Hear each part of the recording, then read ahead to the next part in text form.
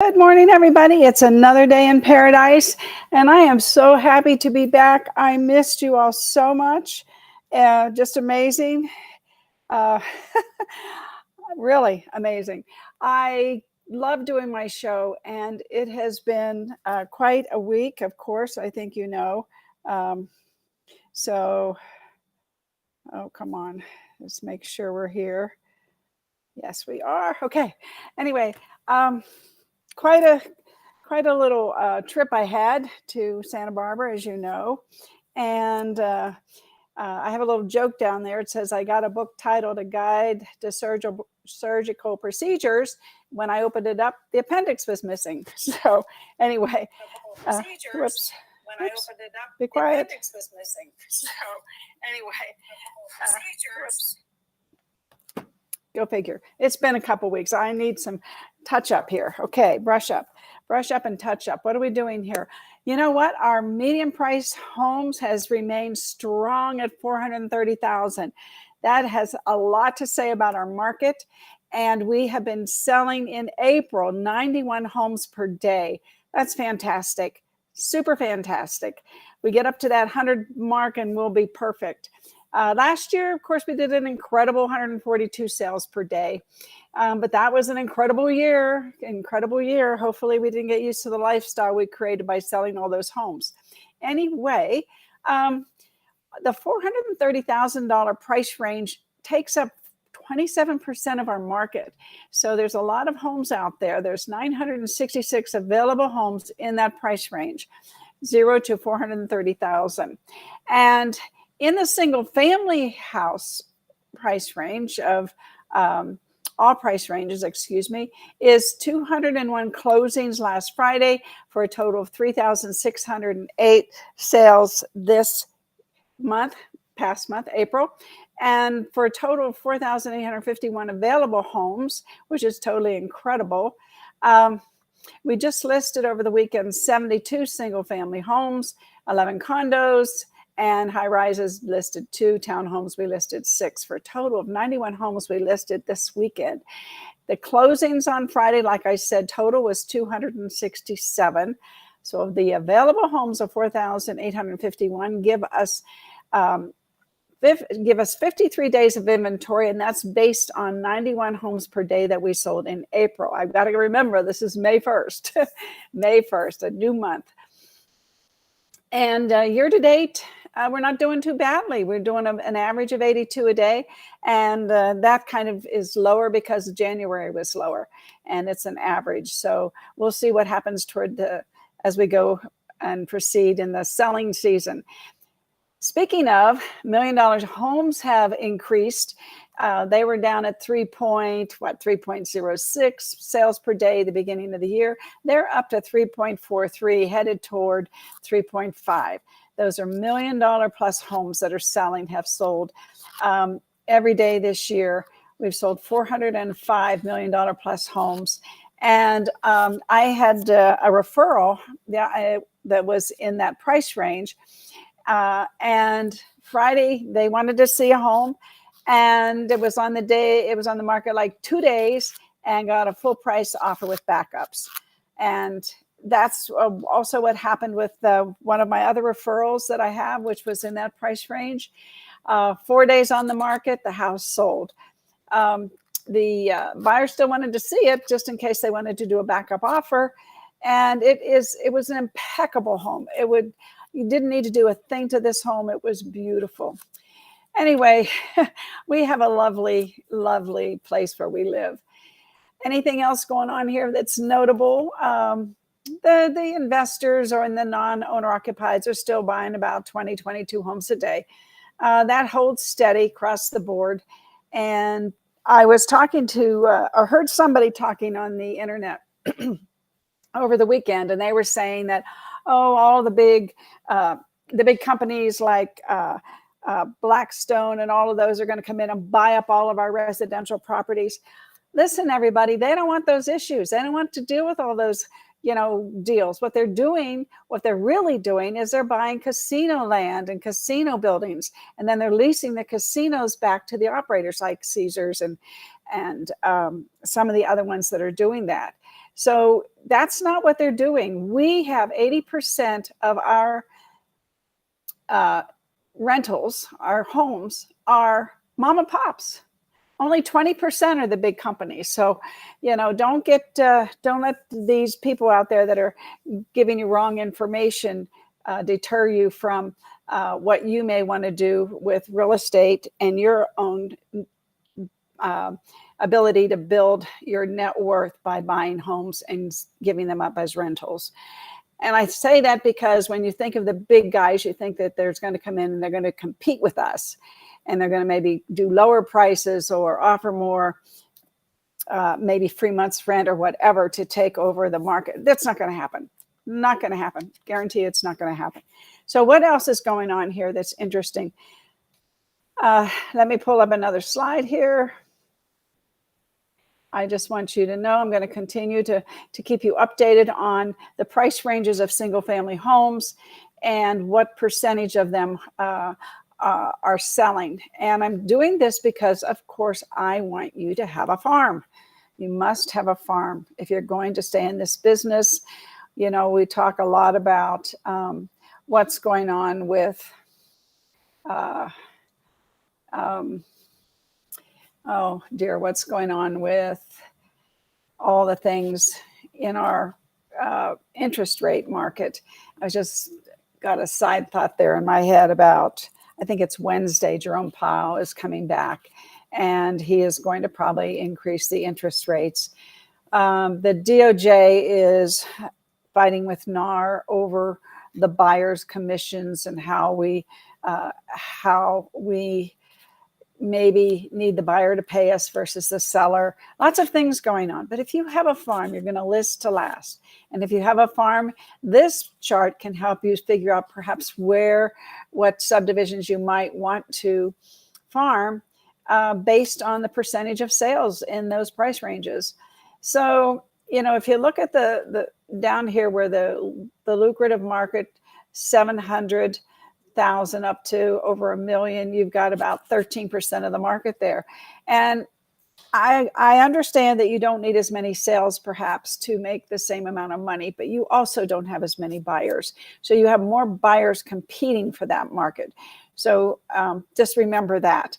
Yes, you don't have to make as many sales, but you also have more people coming in to compete for that market, and that have been well established, and those people that are well established in that type of market certainly have the money to do the advertising that sometimes that demands. So just be careful when you pick your price range.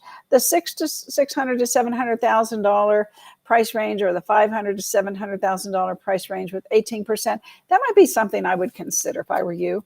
That's a nice commission, and that's a sweet spot right now. 18%. I think that's 18% of the market. So I think that might be something I might consider. And we have lots of homes in that price range here. And guess what? Those people, when they sell their home, they might want to buy a more expensive home. You know what I'm saying? And if they bought their home, more than 3 years ago, they've got plenty of equity in it. So there's lots of reasons, perhaps, when you look at which farm you're going to pick and which price range you're going to pick. There's lots of moving targets there to figure this one out and that one out, and then find your sweet spot and find something that you want to do, not something that you think you have to do. Because when you have to do it, it's harder to get up in the morning to do it. I know that.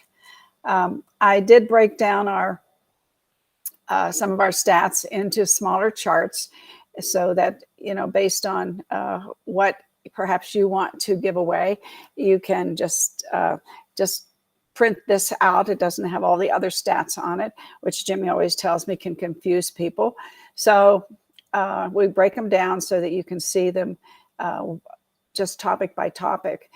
This is the sales month today compared to last year. Well, we were talking about 91 sales or month, 91 sales this past month of April. I'm going to keep saying this month, and it's last month already. At least we're in 10 hours of it. And then 2022, we were doing 142, but like I said, that's a little different. So a little different market in 2022. Don't know if we'll see one like that again for quite some time. And then we have here, of course, the median price. And from January to April, we started out at 428. February, we went down to 425. March, we held at 427, and April, 430. So we shall see. I think that when I see there's less homes on the market in this price range, that might mean that there might be multiple offers and price wars again. Yeah, because we don't have it. We need more listings, y'all. We need more listings. So get out there and give us more listings. So moving on to some tips here. I'm really want you all to do Facebook. And I want you all to do Facebook Reels. And I want you all to do YouTube. If you don't have a YouTube channel, please get a YouTube channel. And I just, there's like 3 or 4 minutes here of these people talking about YouTube and what it does for them, and just some, a couple hacks so that if you're going to do YouTube, you want to do it the right way and you want to do it the best way. And the gentleman here in the lower left-hand corner, would you believe he has done $3 million in sales so far this year? I mean, in commissions, not sales, commissions. And he still does his own YouTubes for 15 minutes a day. Every day he does a YouTube. So let's watch this and listen to what they have to say. Give and go, a little alley-oop here. Yeah. So there was this guy, Patty Galloway, who did a Twitter thread about YouTube Shorts, and he broke it down. So I'll give the details here about what seems to be working. He said that shorts from 50 to 60 seconds get more views. So the longer the short, the more views, got more views than 30 seconds, 40 seconds, which kind of cuts in the face is what I thought YouTube Shorts would get, especially, Instagram Reels seems to be the shorter, the better. So that was interesting information. He said that long form still converts more for subscribers. So a lot of people were saying that shorts are like this hack where if you get a short that gets 10,000 views, you're going to pick up so many more subscribers. But if you get 10,000 views on a long form, you're going to get 22 subs on average. If you get 10,000 views on a short, you're going to get 16.9 subscribers. And then there's this like viewed versus swiped away statistic, Ken, that I wanted to ask you about. It said 70-90% are the best shorts. Do you even know what that means? Viewed versus swiped away? Yeah. If you're going through your feed, if you're sitting there, do you actually watch the whole thing or are you continuing to go through? And so I'm sure there's some sort of algorithm. So for us, we're averaging like a 70% watch, which based on Patty's research is actually pretty decent. And we're seeing the same thing with subscribers as well. So like in terms of you're not getting a ton more, but I can put out a lot more shorts and then turn off. This is like the one trick that I learned because I didn't want to bug my subscribers on putting out 10 shorts a week, but you just turn off your notification to subscribers and then you can just put them out and let them go. But it's been working for us. So how many shorts do you put out? I'm putting out one a day. Okay. And is it broken down from your long form or are you filming those separately? It's both. I mean, like it's the same stuff we're doing over on Reels for our IG, and they're typically 40 to 50 seconds long. So we're getting really good retention over on YouTube, and YouTube's all about retention. So the longer average view duration of these things, the better. So Patty's stuff makes a lot of sense. He's a G, by the way. I don't know if you follow him before this article came out, but like he's behind a ton of different really big YouTube channels. Yeah, like 750 million views. Like he's like a YouTube consultant guy, right? Yep. Yeah. Like researcher. Yep. So when you title your shorts, are you being really particular with obviously how you word it? Like we're kind of just using like podcast titles for our shorts, but I feel like we should be using something that's more clickable. Yeah, I think so. The shorts work the same way that like old school titles, SEO, description, tags, all of that stuff is still super important. So we do the same thing. Like we're not going to title it something that somebody wouldn't actually be searching. And so the ones that were like, what is $500,000 buy you in Orlando? That one got a ton of views. And I think, so 4,000 views on the shorts. And I got, 15, 20 subs from that short, which was kind of eye-opening for me because I had always thought keep shorts completely different. When they first came out, everybody said it would screw with your average view duration. Don't use shorts. And now it seems like almost proven science. Most of these creators are doing both. So like we kind of use the same, I guess, as you, Eric, right? Where we're just using the content that we already have and we're turning it into a short. But like our long form video will get like 200 views, and then we'll have a random short that blows up with like 30,000 views or 20. And that's probably peanuts to Ken, but it doesn't really translate to subscribers, as it doesn't really translate to leads. Like I feel like it's just people kind of like mindlessly scrolling, or maybe it's even just Google just kind of pumping it. I'm not really sure. And I don't really know like the rhyme or reason behind why the shorts do so well. So it's interesting to read this article and kind of get some tips from you, Ken, for sure. This is kind of like anecdotal, but I've been spending a lot more time on the app. And what I find is that the shorts are starting to introduce me to other creators that I had never found before. And then I click on their account and then I go watch their long form. So it's kind of almost like if you can get caught up in someone's web, be creative and funny enough. Like you don't want to do like 30-second laugh gags and then you're doing house tours on your channel. Like I think they need to be very, very similar, as almost like little snippets that introduce people, like what is the channel going to be about in a very short.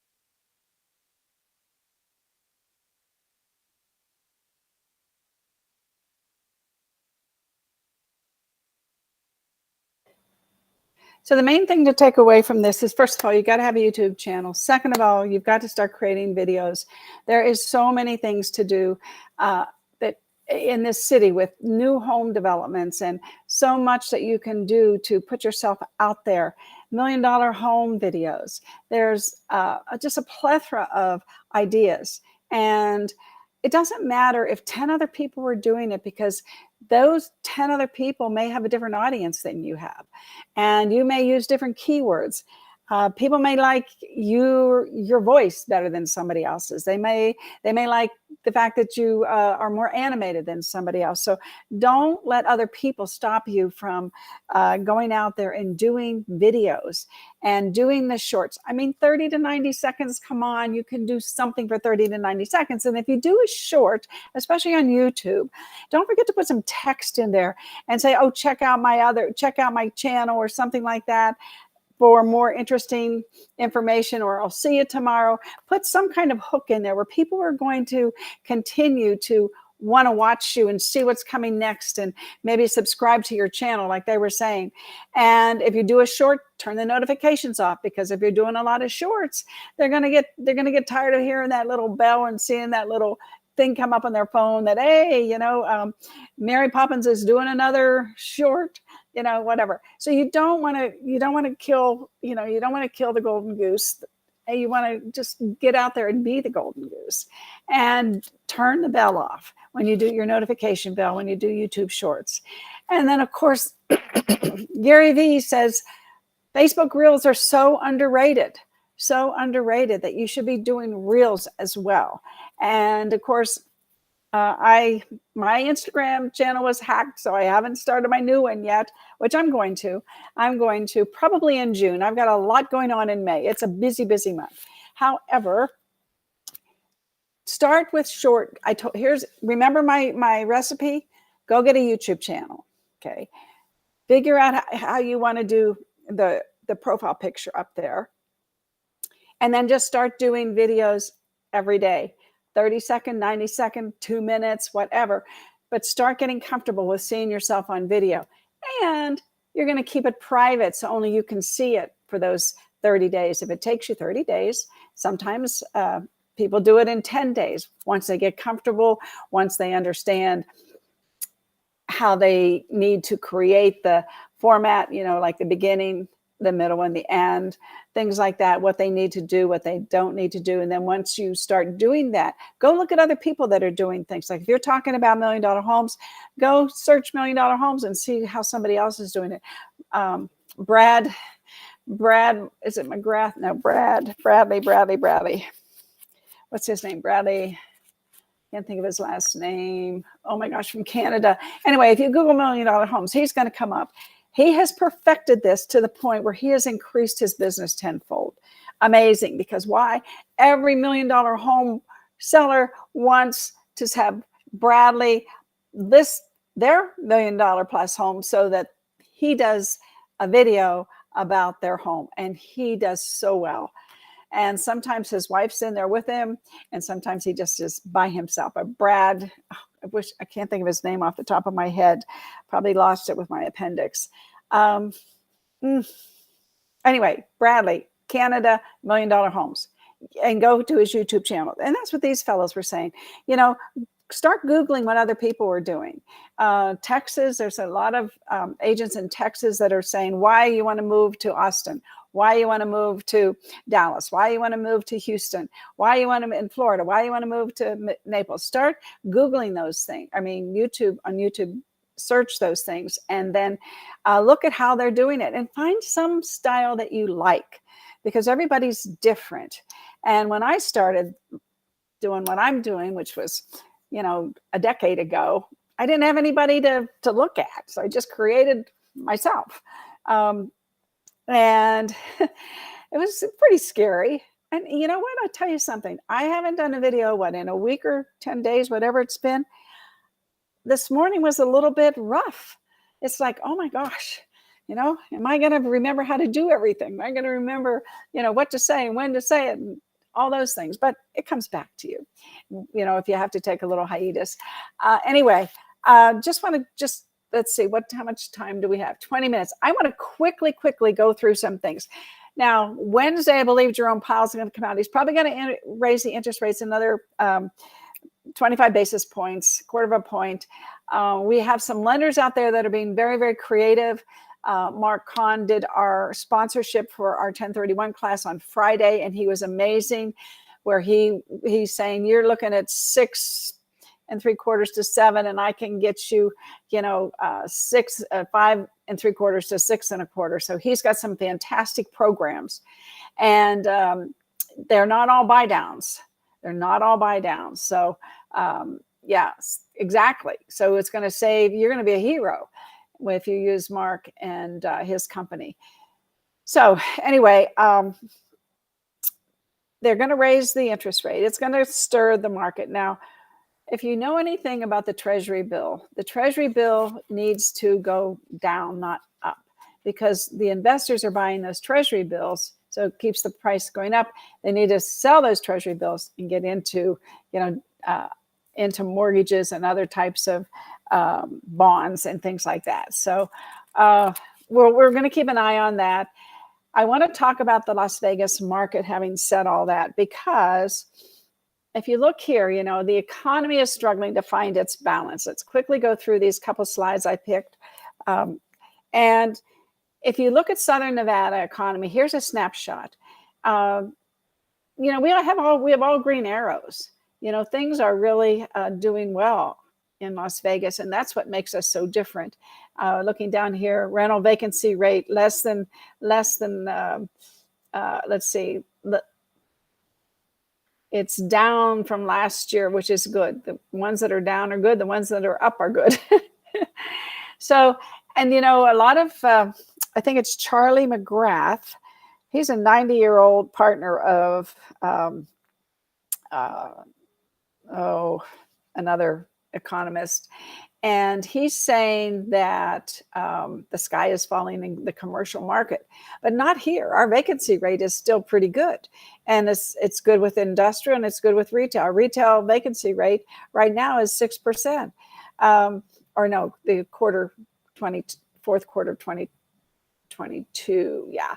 And then industrial vacancy is less than 4%. Office vacancy is the highest up there, around 16%. And I don't think that has changed too much.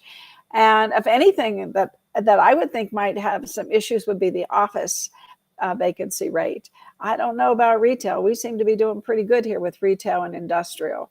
And then if you look at our employment, this is the other thing that you need to really pay attention to, because the inflation is tied to the number of the unemployment rate, if you will. And ours is under 6%. And it's gone up, the last quarter. However, when you look at, well, what does that mean? Let's look at what that means. I hope that maybe it's the next slide. Maybe it isn't. Okay, employment growth. Yeah. So we're number one in employment growth by state, 2022 versus 2023. We're number one in employment growth. So we're not having the same issues that the rest of the country is. The majority of the country is not having employment growth. And then here it is on a different chart. And you see Las Vegas way up there. The average is 3.3% of employment growth. We're up there at 6.3%. I mean, we're number one. That's why we're number one. That's fantastic for our economy and for the future of us as being in the real estate industry, no matter where it is, in the loans or in the title or in the sales, it's good. And then, of course, we have to talk about business. Why is our unemployment going down and our employment growth going up? It's because businesses are coming here. And when businesses come here, they bring their employees or they attract new employees. So that's employment. So why company headquarters are leaving California in unprecedented numbers. Business environment in California that ranks near the bottom of all U.S. states in many dimensions, including taxes, regulations, litigation costs, labor costs, energy and utility costs, and employee cost of living. Yeah, so all those reasons why businesses are leaving California, and we are the number one place where they come to. They go to, for some reason, they go to New York. They go, New York's leaving. Sorry. New York is leaving. Reno, Phoenix, Portland, Austin, Henderson, Houston, Scottsdale, Seattle. Why company headquarters are leaving California in unprecedented numbers. And they are coming to Las Vegas. So I guess this is the top destination cities. And that's why I got confused when it says New York. Why are people going to New York? I have no idea. That's a mystery to me. So anyway, best states for new corporate investment, of course, Nevada. 25% is the there's the percentage of corporate investment here based on 100% when you take all the other states. So we are leading the pack there as well. Arizona, Utah. Now, and when you think of, Nevada, Arizona, Utah, those people are considering us as well as other places, but they're ending up with us. So that's really good. And California is way down there, 1%. Oh, terrible, terrible California. And then when you look at here, let me put myself down here. 10 years ago in Las Vegas, there was 16,000 taxable retail sales per person. Okay. Today, 27,000 taxable retail sales per person. Another indication that our economy is strong. And taxable retail sales, look, we're up here at $62.5 billion in 2023. That is incredible. Or 2022, I'm sure they don't have 2023 yet. Yeah, that's 2022. Incredible number. 62.5 billion in taxable retail sales in Clark County. Yay. I mean, if the government's collecting taxes, then we have money for infrastructure, for schools, for all other types of industries that need government assistance. So that is really a fantastic number, and it has really jumped also. So we love that. And here's the kicker. We have $30 billion under construction and or planned to be constructed. I couldn't think of a better place to be than Las Vegas. So the economy is struggling to find its balance. I think that we are in really, really good shape. I got one other thing I want to show you here, and then I will get on with my day. Household net worth. Let's look at this. Again, let me put it like this here. Yes, so here you go. In the United States. Now, yes, look at 20, we didn't have as much household net worth. And then what happened? Real estate increased. The average homeowner in the median sales price range increased their net worth by $120,000 in the past 2 years, which is, I think it's 5 years, an incredible number. But that increased the net worth of all the households. I mean, that's just fantastic. Now, it went down a little bit, in 2020, the end of 2022, but and then it went up again. So we'll see what happens with this year because we're maintaining that median price. We're not at 485 like we were in July of 2022, but we're at 430 and we're holding steady. And I don't think that's a bad thing. I think that means more people can afford housing, and that's a beautiful thing right there to say. Bank deposits, United States and all commercial banks. We hear the banks. What's going on with the banks? Oh, the sky is falling. No, it's not. You have some bad banks. They made bad investments. They loaned too much money, and I thought they were better regulated, but whatever. There's always going to be some people that fly under that radar, but we're fine. The United States, this is in the trillions. I mean, you're looking at 18 trillion in the banks. I don't think we're going to go anywhere soon with the sky is falling that you hear some people saying. And then there's corporate profits after tax. Look at this. We are at an all-time high for corporate profits. And that's why the government keeps saying that you pay your fair share. Well, if these corporate profits, now I know a lot of them go to paying executives a lot of millions, a lot of zeros. However, a lot of that money, though, is going to the employees, right? There's people have gotten raises over the past several years. Those profits get used. So if I have a profit this year, then I might figure out, well, I made $1 million this year. So next year I'm going to invest more in marketing. So I have to hire some people to help me market. I'm going to invest some more in cars because I want to transport I have more goods to transport. Whatever it is, whether it's inventory, services, it's going to help build our economy over time. Profits help build our economy over time. And the government, though, they just want to go in there and swoop and take it away. Well, then the sky may fall if they do that. So we don't want them to do that. So be careful who you vote for, right? All righty. What else is going on? I have one more thing I've got to do for you. So hang on here. Where to go? Hold on. We're doing a class on Thursday. Jimmy Daig is doing a class. And there we go.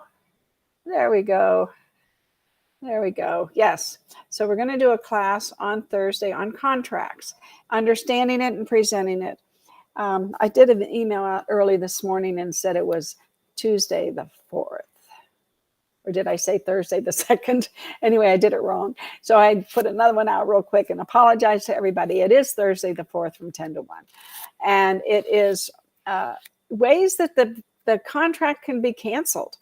I mean, your buyer needs to know these things, and you need to show them that you are the knowledge broker, the knowledge agent, and they need to be very happy that you are representing them. So lots of things to learn. Jimmy Daig is always interesting. He's always up on the market and everything that's going on. He lets us in on because he is constantly surfing that internet for information to share with you. So please sign up. Go to bee.vegas. People love to come into the class too. There's a lot of energy in the classroom, but we love Zoomers. We usually have 1/3 classroom. We have like 10, 12 people in the classroom and 20, 30 people on Zoom. So it's always fun. And Jimmy always engages the Zoomers. Well, I'm over time by 3 minutes today. I love you all. I will see you Wednesday. And we are going to talk a little bit more and more as the month goes on about social media tips for you. And lots on store. Love you all. Have a beautiful day. And give me a like, a love, subscribe to my YouTube channel. Love to know that somebody's listening.